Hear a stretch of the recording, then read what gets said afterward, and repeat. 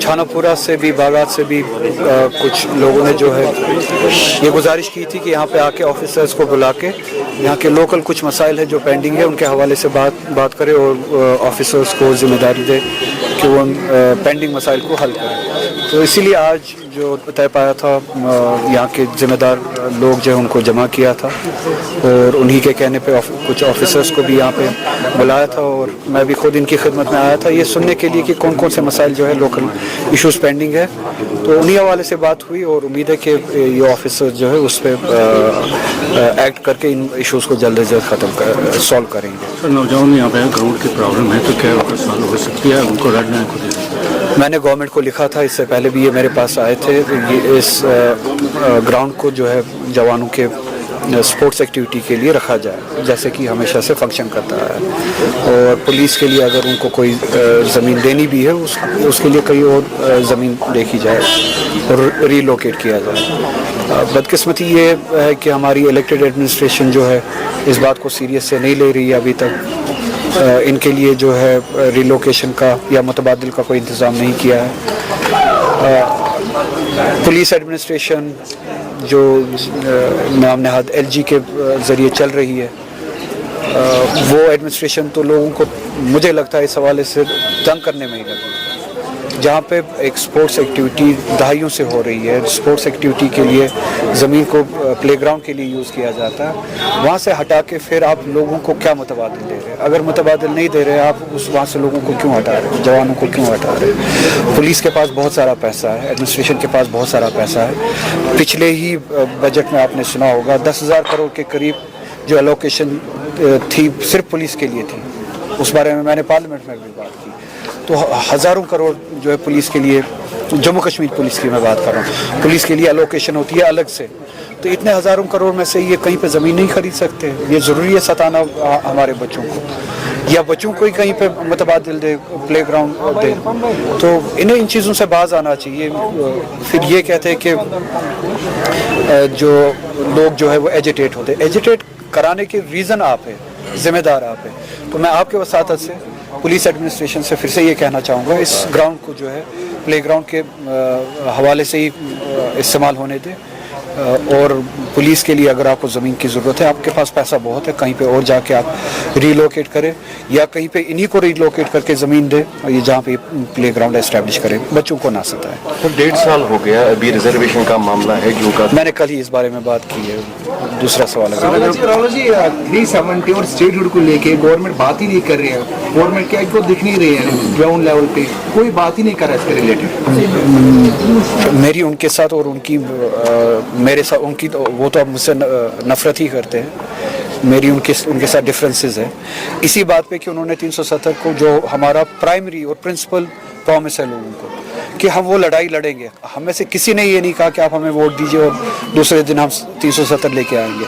हमने 2024 के इलेक्शन में, असेंबली इलेक्शन में ये वादा किया लोगों से कि हम 370 की वापसी, उन प्रोटेक्शंस की वापसी की लड़ाई लड़ेंगे और जो कॉन्स्टिट्यूशनल प्रोटेक्शंस थे इस रियासत के, उनकी वापसी के लिए हम इंस्टीट्यूशनल लड़ाई लड़ेंगे। इस गवर्नमेंट ने बदकिस्मती से वो लड़ाई छोड़ दी और इसीलिए लोग भी नाराज़ है और मैं भी उसी नाराज़गी को ही रिफ्लेक्ट करता हूँ।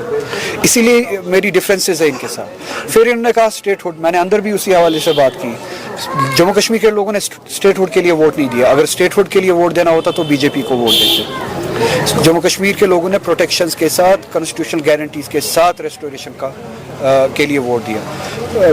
स्टेटहुड के लिए बीजेपी ने भी फिर इलेक्शन कैंपेनिंग में प्रॉमिस किया था, on the floor of parliament भी प्रॉमिस किया था। अगर लोगों को, जम्मू कश्मीर के लोगों को स्टेटहुड के लिए वोट देना था तो बीजेपी को वोट देते। उस आइडिया को रिजेक्ट किया लोगों ने। फिर हमारी जमात जिन्होंने 370 के नाम पे, प्रोटेक्शंस के नाम पे वोट लिया, फिर कहा कि हम स्टेटहुड की लड़ाई लड़ेंगे। वो भी ज्यादती थी, वो भी गलत था, वो भी कंप्रोमाइज था मैंडेट के साथ। चलिए 2 मिनट के लिए मैं उनका आर्गुमेंट मानता हूँ, वो अचीवेबल है, उसकी लड़ाई लड़ेंगे। अब 2 साल होने को है, ये गवर्नमेंट अब वो लड़ाई भी नहीं लड़ रही है, इनने वो भी अब छोड़ दिया है। अब ये कुछ वक्त पहले तक बिजनेस रूल्स की लड़ाई लड़ रहे थे कि हमें बिजनेस रूल्स जो है अप्रूव करके दे दीजिए। अब कुछ महीनों से मुझे लगता है कि अब वो बिजनेस रूल्स भी नहीं मांग रहे हैं, कुछ चीज़ें वहाँ से दिल्ली से अप्रूव होके आ गए, कुछ प्रोटोकॉल्स कुछ इंडिविजुअल्स के लिए अप्रूव होके आ गए और ये खामोश हो गए। अब तो ये ना बिजनेस रूल्स की लड़ाई लड़ रहे हैं, ना बकौल इनकी लड़ाई स्टेटहुड की थी, ना वो लड़ाई लड़ रहे हैं। और जो हम सब की जम्मू कश्मीर के लोगों की जो लड़ाई थी, कॉन्स्टिट्यूशनल गारंटीज़ की जो लड़ाई थी, न वो लड़ाई लड़ रहे। तो ये ज्यादती है लोगों के मैंडेट के साथ, लोगों के भरोसे के साथ। अगर ये आपका वुमेन रिजर्वेशन बिल को लेके बीजेपी का कहना है कि अपोजिशन इसको अपोज कर रही है पहले से ही। अपोजिशन ने अगर अपोज करना होता तो पहले ही 2023 में जो है ये बिल पास हो चुकी है ऑलरेडी, तो तब अपोज किया होता। जब सिर्फ और सिर्फ वुमेन्स रिजर्वेशन बिल लाई गई थी किसी मैलेज के बगैर, किसी ट्रिक के बगैर, वुमेन्स रिजर्वेशन बिल 2023 में पार्लियामेंट में लाई गई और यूनानिमसली उसको पास किया गया और उसके इम्प्लीमेंटेशन के लिए इसी गवर्नमेंट ने कहा कि हम एक डेट तय करेंगे। तो आज भी वो वुमेन्स रिजर्वेशन बिल अलाइव है। इन्होंने परसों जो कोशिश की वो वुमेन्स रिजर्वेशन बिल की आड़ में डीलिमिटेशन, नाम नहाद डीलिमिटेशन, जिस डीलिमिटेशन के नाम पे ये जरीमैंडरिंग करना चाहते थे, वही जरीमैंडरिंग जो इन्होंने कश्मीर में किया, कम्युनल लाइंस में 2019 के बाद इन्होंने डीलिमिटेशन के नाम पे यहाँ पे लाइंस तब्दील की, बाउंड्रीज तब्दील की, कॉन्स्टिट्यूंसीज की, पार्लियामेंट्री कॉन्स्टिट्यूंसीज, असेंबली कॉन्स्टिट्यूंसीज की बाउंड्रीज तब्दील की। आप जम्मू रीजन में देखिए, आप चिनाब रीजन में देखिए, पीर पंजाब रीजन में देखिए, कश्मीर में देख लीजिए, इनने कम्युनल लाइंस पे कॉन्स्टिट्यूंसीज को तकसीम किया और बैलेंस जो है सोसाइटीज़ का, उनको इलेक्टोरली किसी एक खास तबके को किसी खास कॉन्स्टिट्यूंसी में मजबूत करने की कोशिश की, किसी खास तबके को मज़हब के बुनियाद पे, मुस्लिम मज़हब के बुनियाद पे उनको कमज़ोर करने की कोशिश की। यही जरीमैंडरिंग ये जो चाहते थे पूरे मुल्क में करना चाहते थे डीलिमिटेशन के नाम पे, कि माइनॉरिटीज़ के साथ ज़्यादती की जाए, उनको इलेक्टोरली इररेलेवेंट बनाया जाए। जहाँ पे मुस्लिम जो परसेंटेज है 30-40% के करीब है कुछ कॉन्स्टिट्यूंसीज में, वहाँ पे मुस्लिम परसेंटेज को गिराया जाए, रीड्रॉ किया जाए कॉन्स्टिट्यूंसीज को, बाउंड्रीज को, ताकि उनकी परसेंटेज 5, 10, 20% तक रहे और माइनॉरिटीज़ और बिलखुसूस मुस्लिम जो है इलेक्टोरली डिसएम्पावर हो जाए। इसी तरह से ये चाहते थे कि सीट्स में इजाफा करें। उसमें सबसे ज़्यादा अहम मसला था पार्लियामेंट्री सीट्स का, साउथ से लेके नॉर्थ कश्मीर तक। और मैंने इसी हवाले से बात की पार्लियामेंट में, मैंने साउथ कश्मीर की बात नहीं की कि पूरा हिंदुस्तान साउथ कश्मीर बने, ये मेरी बात नहीं थी। मेरा मसला, मेरे कहने का मतलब ये था कि पूरा साउथ इंडिया उसी चीज़ से गुजरे जो इलेक्टोरली जम्मू कश्मीर के साथ हुआ, कॉन्स्टिट्यूशनली जो जम्मू कश्मीर के साथ हुआ। जो नुकसान जम्मू कश्मीर के लोगों ने देखा वो ये है कि साउथ के लोग रियलाइज़ करते हैं, हिंदी हार्टलैंड से बाहर जो लोग हैं वो रियलाइज़ करते हैं कि अगर सीटें इस तरह से बढ़ाई गई, आबादी के तनासुब की, आबादी के बुनियाद पे अगर सीटें बढ़ाई गई, तो नॉर्थ में एक खास जियोग्राफी में सीटें ज़्यादा बढ़ती है, एक ख़ास आबादी में हिंदी हार्टलैंड में सीटें ज़्यादा बढ़ती है। साउथ इंडिया को उसका नुकसान उठाना पड़ेगा, बंगाल को, नॉर्थ ईस्ट को उसका नुकसान उठाना पड़ेगा, उसी तरह से जम्मू कश्मीर जैसी रियासत को उसका नुकसान उठाना पड़ेगा। हम छोटी रियासत हैं, उसका मतलब ये है कि परसेंटेज जो है शिफ्ट हो जाएगा, पावर जो है शिफ्ट हो जाएगा पार्लियामेंट में। 400 के करीब ये जो 4-5 रियासतें हैं जिनमें बिहार, उत्तर प्रदेश, गुजरात, राजस्थान, मध्य प्रदेश है, पार्लियामेंट में इनके पास 400 के करीब सीटें होंगी। हमारी रियासत जैसी जम्मू कश्मीर की हमारी 6 सीटें, अगर बढ़नी थी ज़्यादा से ज़्यादा 1 बढ़ती, 7 सीटें बढ़ती। इसी तरह से 120 सीटें पूरे साउथ इंडिया की होती या 150 होती। तो हिंदुस्तान का फैसला, पूरे हिंदुस्तान का फैसला कि कल को कश्मीर में क्या होना है, कल को साउथ इंडिया में क्या होना है, ये 4-5 रियासतें मिलकर ले सकती हैं। और जो चीज़ हमने देखा है, कश्मीर ने देखा है, 370 इन्होंने हटाया, क्या वो जम्मू कश्मीर की मर्जी से हटाया? नहीं।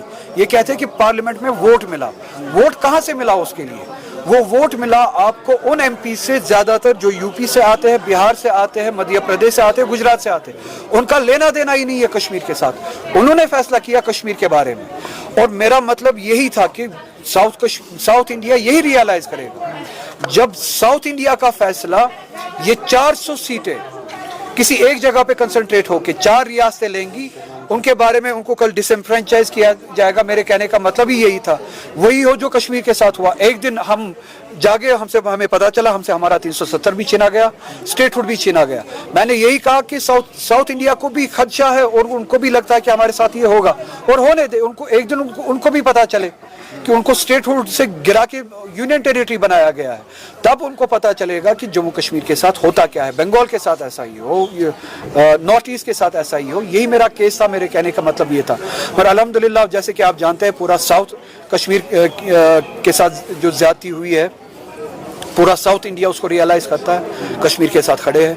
बंगाल आप जानते ही है बीजेपी की सेंट्रलाइज फॉर्म ऑफ गवर्नेंस को चैलेंज करते हैं, वो भी चाहते हैं कि स्टेट्स को ज़्यादा प्रोटेक्शन मिले, ज़्यादा मजबूती मिले। नॉर्थ ईस्ट भी यही लड़ाई लड़ रहा है, और इसीलिए वो बिल जो है वो डिफीट हुई। तो ये सारा बैकग्राउंड मैंने आपको समझाया कि वो बिल डिफीट क्यों हुई। वुमेन्स रिजर्वेशन की बिल जो है वो डिफीट नहीं हुई। हमने कल भी यही कहा, पार्लियामेंट में सारी जमातों ने, सारी पॉलिटिकल पार्टीज ने, आप फिर से अगर ये बिल लाना चाहते हैं, वुमेन्स रिजर्वेशन का अलग से लाना चाहते हैं, तो डिलिमिटेशन को इससे अलग कर दीजिए। आज शाम को बिल ले आइए, हम इसको उस बिल को उसी तरह से पास करेंगे जिस तरह से पहले बिल को पास किया है। और ये जेरीमैंडरिंग था, इन्होंने कोशिश किया पूरे मुल्क को बेवकूफ़ बनाने की, पार्लियामेंट को बेवकूफ़ बनाने की, और अल्हम्दुलिल्लाह पूरा मुल्क जो है वो समझदार साबित हुआ, और पार्लियामेंट भी समझदार साबित हुआ, मोदी के इस स्कीम को डिफीट दिया।